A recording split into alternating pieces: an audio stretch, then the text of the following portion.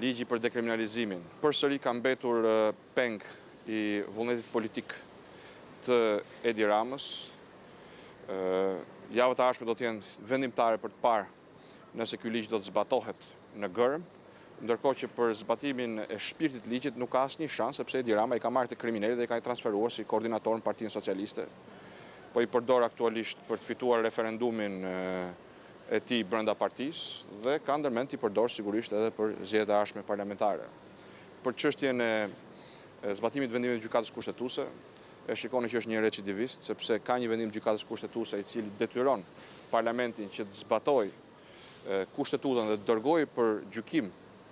të gjitha rastet kur deputet të mazhorancës supozohen se kanë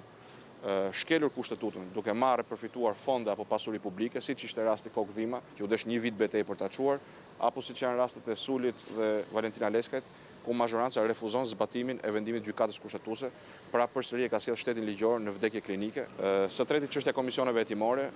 ku ndonse u detyruan pas marrëveshjes të pranojnë 2 komisionet tona hetimore, kanë bërë gjithçka për t'i sabotuar ato, për të shkurajuar hetimin parlamentar. Sa i përket reformës në drejtësi, kam garantuar se para më interesuar për reformën në drejtësi është dhe mbetet opozita,